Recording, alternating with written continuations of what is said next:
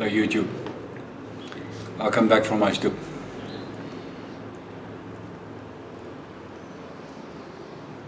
Yeah, it's almost Christmas time, and as you can see, it's probably the coldest, or one of the coldest winters or summers that it feels like winter. One of the coldest summers that we've had in a few years now. Normally our Christmas time is summer, sea, braai, cold meats, salads, those kind of food. This year it will be hot puddings and things like that, probably, because the weather forecast is that it's going to be cold for still a few days. So, but in any case, we had also a lot of rain. That is good. Yeah. So seeing that it's almost Christmas, I was the other day thinking about the good news. You know, the word for good news, evangelion, the Greek word, literally says that it's good news. So the question to me is, good news for whom, and what is good news? I mean, what will be for you the best good news that you can imagine? A long-term good news. You know, for example, one can say, well, maybe if my political party win, you know, my presidential candidate win an election, that'll be good news. But the good news will fade after a few days, maybe weeks, maybe months. Or you can say, well, you know, winning a sport trophy, that's good news, but again, it will fade, and 4 years later it's a new, or a year later, or 2 years, or whatever, there's a new competition. So to answer that question, one should actually go back to the first century Jews. What would be good news for a Jew? And not short-term good news. I mean, what is the one thing which was supposed to convince them that this is the best news that you can ever expect? Now, again, you can think of a lot of things, but I think the one thing which is clear about, you know, even from the non-biblical historical writers like Josephus and others, the one thing that is for a Jew, I think, and if there's any Jews, please join in and correct me or help me or join into the comments and the discussion. But it seems to me that for a Jew, long-term good news would be that God would return to Israel as their monotheistic God. That the pain and suffering and the exile kind of get to an end. Yes, they've got their own land, yes, they've got their own government, and they've got everything in terms of that, but still all the prophecies in the Old Testament points to this one thing, that one day when the Messiah comes back or arrives, it will be forgiveness of sins. It will be freedom, like in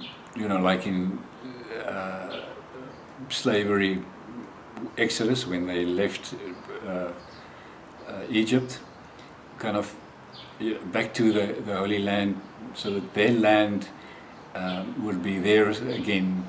It would be God would be on the throne. The temple would be there. The temple as the sign of God's presence in their midst, and sins are forgiven, and exile has come to an end. That is, to me, if I think of all those prayers that you find in the wall, I suspect that would all be kind of God to return to Israel, to rebuild the temple, and to be again the the, the kingdom that it was, for example, maybe in the time of David, or yeah. So that to me is good news. And if you look at the biblical writers, that's actually what they try to tell everyone, especially the four evangelists. They were trying to explain and to show and to prove that this is what was happening, that this Messiah that arrived did exactly all those things that a Jew would expect to be called, or to be known as this is long-term good news. That they didn't accept it, that's another question. But the point is, I think if we want to try and answer the question, what is good news, then we do need to go and have a look at what was good news for first century Christians. Because I think we sometimes not change the message, but kind of, I wonder what's the English word for verskralen? Not minimalistic or minimalize, or any case, I'll try and explain it.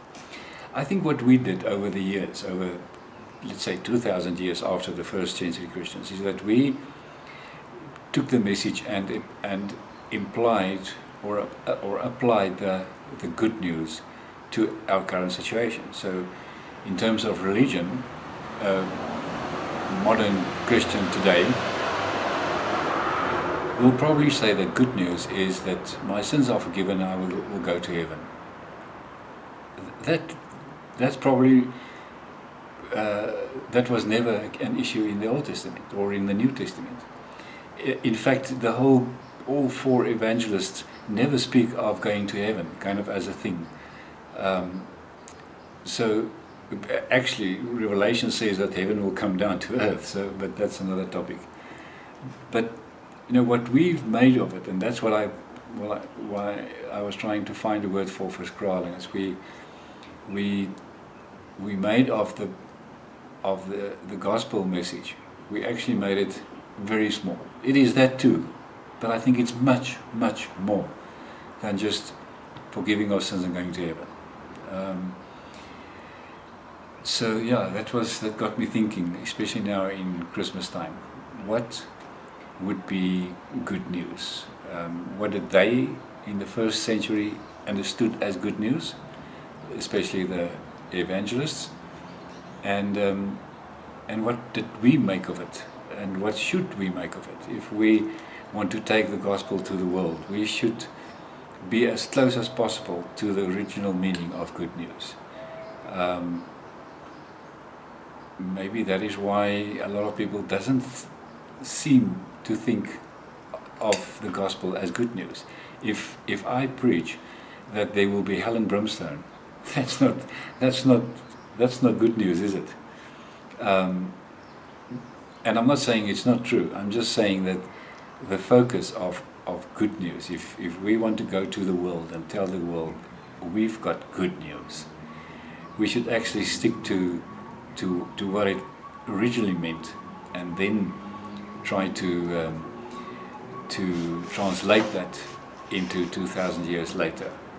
But just to make it a simple statement of forgiving our sins and going to heaven, which is not untrue, but I think it's just much, much more than that. So, yeah. While Christmas is 5 days from now, 6, I thought about this, and I invite you to join in and to leave your comments and give me your opinion. What do you think? What would be good news to you? As I said, you know me by now. I'm always thinking, and yeah. One mentioned one day that I should stop thinking and I will never stop thinking. But in any case, you know the story. So yeah, let me tell me what you think. Join into the discussion.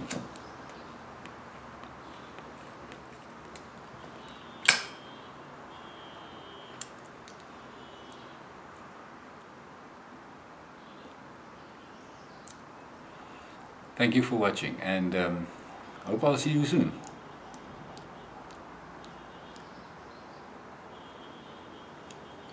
Maybe I'll make another video just before Christmas again.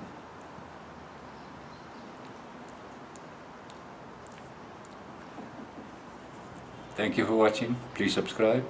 See you soon. I'm looking forward to read your comments. Thank you. Bye-bye.